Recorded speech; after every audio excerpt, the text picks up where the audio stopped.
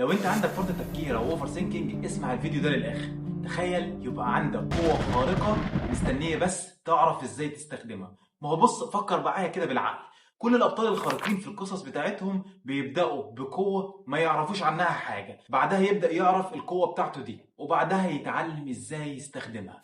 طبعا معروف قد ايه الاوفر ثينكينج او فرط التفكير متعب وبيسبب مشاكل كتير قوي لاي شخص بيعاني منه، لكن فكر معايا كده لو عرفت ان المرض ده ممكن يتحول لقوة خارقة. هو ده الموضوع اللي هنتكلم فيه النهاردة. فقبل ما نبدأ فيه اي حاجة عايزك تنزل تعمل لايك وتنزل تشترك في القناة لو انت مش مشترك، ويلا بينا نشوف ايه الموضوع من غير فلسفة.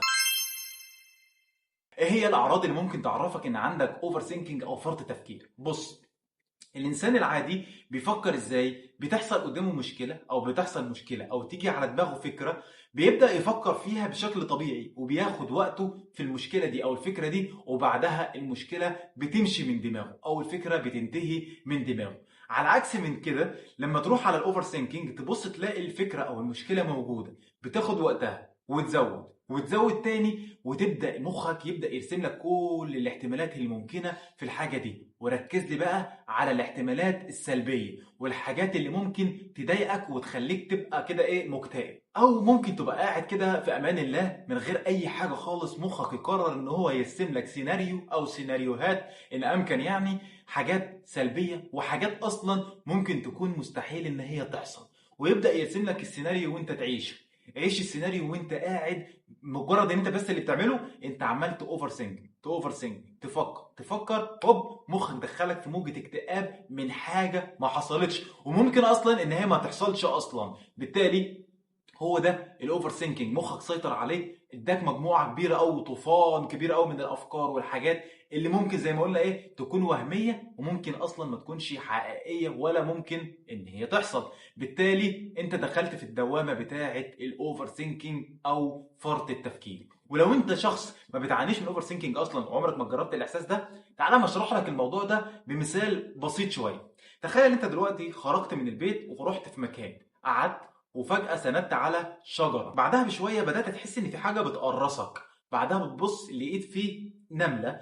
الإحساس الطبيعي أو التصرف الطبيعي اللي أنت هتعمله إيه؟ هتمسك النملة وتشيلها ويا تموتها يا ترميها وخلاص. من بعدها خلاص إحساس القرص راح، أنت مش حاسس بحاجة. هو ده التفكير السليم. بعدها تخيل معايا انت بعد شوية او بعد يوم او بعد اتنين رجعت لنفس المكان ده تاني، سندت على نفس الشجرة تاني، لكن المرة دي بدأت تحس بعدها بشوية ان في تقريص في كل مكان في جسمك، في كل حتة كده. تبص على دراعك لقيت نملة، نفس النملة في نفس المكان، تشيلها ورميتها لكن نفس التقريص لسه موجود في كل حتة في جسمك. وكل ما ترمي تبص تلاقي نمل، كل ما ترمي النملة تلاقي نمل تاني، وتحاول ترمي كل نمل من على جسمك لكن النمل كتير قوي وبيقرص في كل مكان في جسمك. شايف الاحساس ده؟ هو ده احساس هجوم الافكار والطوفان من الافكار اللي مخك بيعمله او مخ الشخص اللي عنده اوفر ثينكينج بيعمله على دماغ الشخص اللي اللي عنده اوفر ثينكينج. يبدا بيحاول انه يتخلص من الافكار زي النمل بالظبط، لكن الافكار ما بتخلصش والافكار عامله دوامه شبه الدوامه اللي في البحر وهو غرقان وسطها، لا عارف يخرج منها ولا عارف حتى ان هو يندمج وسطها، ولا هو مجرد انه حاسس انه اسير وحبيس للافكار دي اللي رسمها له دماغه. هو ده الاوفر ثينكينج. المرض السخيف ده ممكن يدخلك في دوامه من الحزن ومن الاكتئاب الغير مبرر. وابدا بقى يا معلم اشرح للناس انت متضايق من ايه. متضايق من افكار وهميه موجوده في دماغك محدش هيقدر ان هو يفهمها. حلو.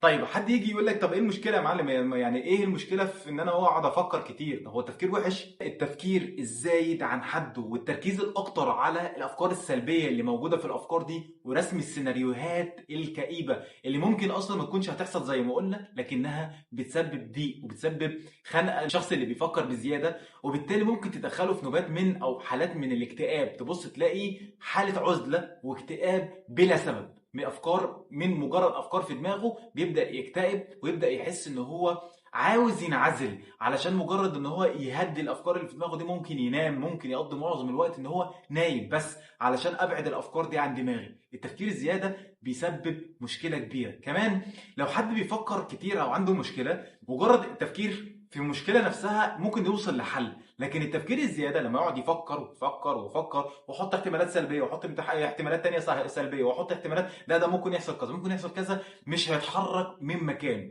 بالتالي هيبدا يحس بالعجز قصاد المشكله اللي قدامه. كل اللي هيعمله انه هيفكر ويزعل ويفكر ويزعل ويفكر ويزعل لغايه لما يثبت مكانه، يبقى ما عملش حاجه. ساعتها هيحس بالعجز، وهي الافكار ساعتها هتبقى بتسبب له عجز حقيقي، لانه العجز قدامه دلوقتي ان هو مش عارف يحل مشكلته لانه بيفكر في المشكله. فالتفكير الزايد والاوفر ثينكينج مشكله كبيره.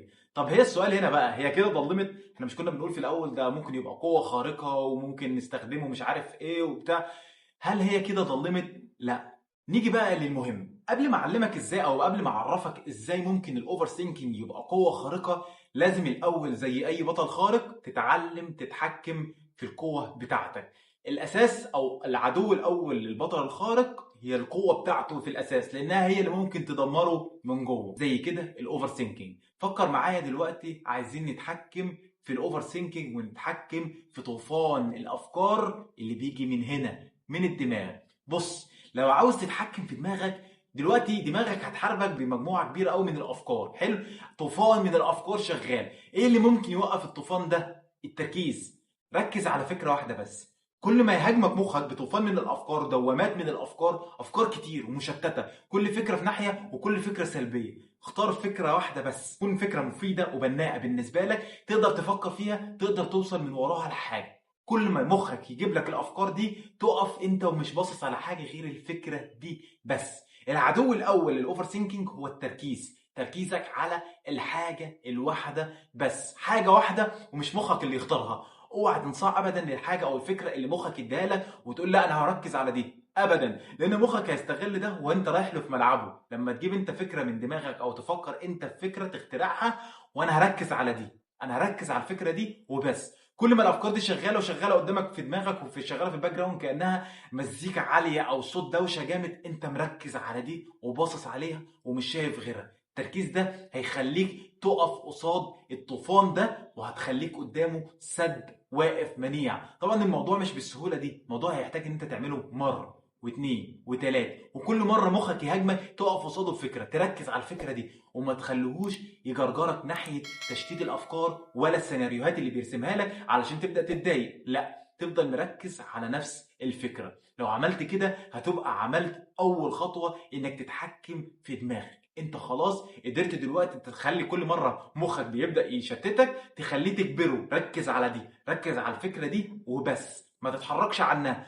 اول ما تبدا تروض دماغك، اول ما تبدا تروض مخك وتستخدمه ان انت دلوقتي مركز على الفكره اللي انت عايزها، انت كده بدات تستخدم قوه الاوفر ثينكينج. كده انت بدات اول حاجه تتحكم في تفكيرك، تتحكم في طوفان الافكار اللي عندك وتركزه في اتجاه واحد بس. من هنا تقدر ان انت تستخدمه في الاتجاه اللي انت عاوزه. وصدقني انك تتعلم ازاي تسيطر على افكارك او ان انت تركز افكارك كلها في اتجاه واحد بس، ده شيء مهم. لان الطريقه الثانيه علشان تتجنب الاوفر ثينكينج او علشان تبدا تتجنبه، احنا بنقول هنا الطريقه الثانيه هنا هتتجنبه مش هتتحكم فيه. الطريقه الاولى ميزتها انك بتتحكم في افكارك، بتروض دماغك كانه وحش مفترس بالظبط بيهاجمك وانت بتستخدم قوته لصالحك انت بس.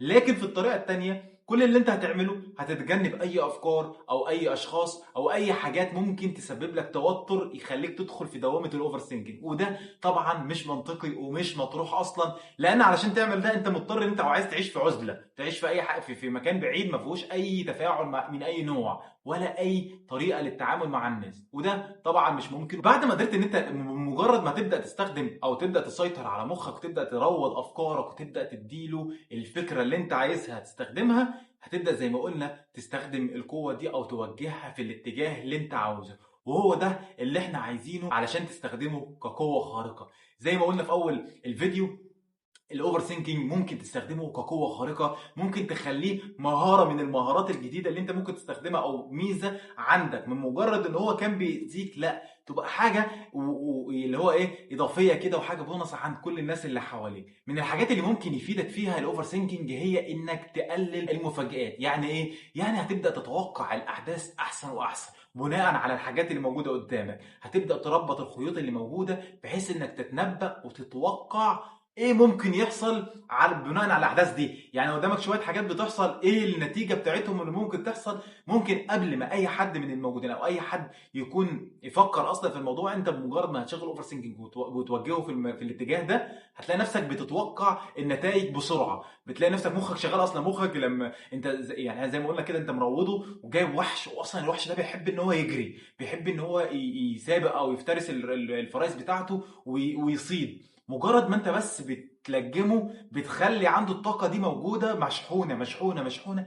اول ما تيجي فكره وانت تروح جاي فاكك له اللجام، تلاقيه بيجري، تلاقي دماغك بتجري ورا الفكره دي، وتلاقي عمال يربط كل الاحداث ببعض، يربط كل الاحداث ببعض، ويطلع لك النتيجه بتاعتها. والفكره بتبقى النتيجه بتاعتها بتبقى كبيره، او الفرصه بتاعتها انها تطلع صح بتبقى كبيره. ليه؟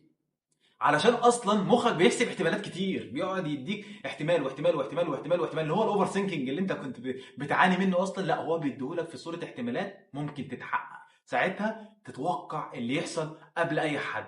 وبرضه ممكن عن طريق ان انت لما تبقى قاعد مع حد قال كلمه او عمل حركه معينه، تتوقع الشخص ده بيفكر في ايه. ليه؟ لان انت دماغك شغاله عماله تفكر وتربط الحاجات دي ببعض. طب هو بص دلوقتي الناحيه دي، طب عمل الناحيه دي. ممكن ما تصيبش في اوقات كتير، لكن في اوقات هتصيب، وهتجيب لك لو في حاجه غلط ممكن تحصل قدام، هتجيبها لك صح. وهتوقع لك ممكن حاجه ممكن تبقى تاذيك قدام، ترسم لك سيناريو يخليك جاهز للحاجه دي، تبدا ان انت تتلافاها او تبقى محضر لها اصلا رد قبلها. يعني لو بتتكلم مع حد والشخص ده انت مثلا بتبدا عارفه، من مجرد ان هو عارف تفكيره عامل ازاي، ممكن تتوقع ردوده على الكلام اللي انت هتقوله من قبل اصلا ما يقوله. وساعتها هتبدا انت اصلا تحضر الكلام على الكلام اللي هو هيقوله قبل ما يقوله، فاهمني؟ فتبدا تستخدمها يا اما في الشغل يا اما في حياتك الاجتماعيه، تبدا تتجنب وتخليك دايما سابق بخطوه، ويمكن خطوه واثنين وثلاثه كمان. لو انت استخدمت الموضوع صح واستخدمت الذكاء صح، يمكن تسبق بكام خطوه قدام، وده هيفيدك جدا في حياتك في الشغل. وحاجه كمان من الحاجات اللي ممكن يستخدمها مخك او بيديها لك مخك من كقوه خارقه من الاوفر ثينكينج، هي انك دايما تخيل بتتكلم مع حد، والشخص ده عمال بيحاول انه يغير الموضوع او يشتتك عن الموضوع اللي انت بتتكلم فيه. كل شويه بيشتتك عن الموضوع اللي انت بتتكلم فيه. انت من فوائد الاوفر ثينكينج، تخيل انت دلوقتي روضت دماغك اصلا، دماغك او مخك اللي كان بيهجم عليك بفيض من الافكار والمعلومات، او الافكار والسيناريوهات اللي كانت بتخليك علشان يشتتك. تخيل انت كنت بتروض الوحش ده اللي بيديك الكم ده من الافكار والسيناريوهات، وقدرت انك تروضه، وقدرت ان انت تركز في مواجهته على فكرة واحدة بس. تخيل واحد بس بيحاول انه يشتتك بفكرة او اتنين، بموضوع او اتنين من بره المواضيع اللي انت عايز تركز عليه. اكيد الموضوع هيبقى لعب عيال بالنسبة لك، انك تفضل مركز على الموضوع اللي انت عايز تركز عليه، وما تخلوش يلف بيك ويخرج بيك عن المسار اللي انت عايزه او عن الموضوع اللي انت عايزه. ساعتها انت هتبقى فاقسه، اللي هو انت رايح فين يا معلم؟ انت هتعمل على مين؟ ده انا بابا، فاهم؟ خليك ترجع كده، وترجع كل شويه كل ما يجي يحاول يلف منك بعيد، ترجع بيه للموضوع اللي انت عايزه اصلا. ليه؟ لانك مركز عليه، واصلا مخك ما تشالش تفكيره من عليه ولا لحظه، وتشتيته ما عرفش ينجح معاك فيه. ليه؟ لانك عندك قوه خارقه اسمها اوفر ثينكينج، بس انت قدرت ان انت تروضها. وقيس على كده في اي موضوع او اي حاجه او اي حته هتبقى محتاج انك تبقى بتتوقع اللي هيحصل، هتلاقي نفسك احسن من اي حد بيعملها في اي حاجه. زي مثلا مواضيع تافهه بقى، زي كانك بتلعب بلاي ستيشن مع حد صاحبك، هتبقى متوقع دايما هو هيعمل ايه الخطوه الجايه، فاهم؟ تلعب شطرنج هتلاقي نفسك متوقع اللي بيحصل خطوتين ثلاثه 10 قدام، لانك دايما بتتوقع اللي بيحصل. زي ما انا متوقع انك تنزل تعمل لايك، تشترك في القناه لو انت مش مشترك، وتكتب لي في الكومنتات لو انت عانيت من الاوفر ثينكينج، او لو عندك اي قصه لها علاقه بموضوع انك استخدمت الاوفر ثينكينج كقوه خارقه نفعتك في اي موضوع من المواضيع. والسلام عليكم.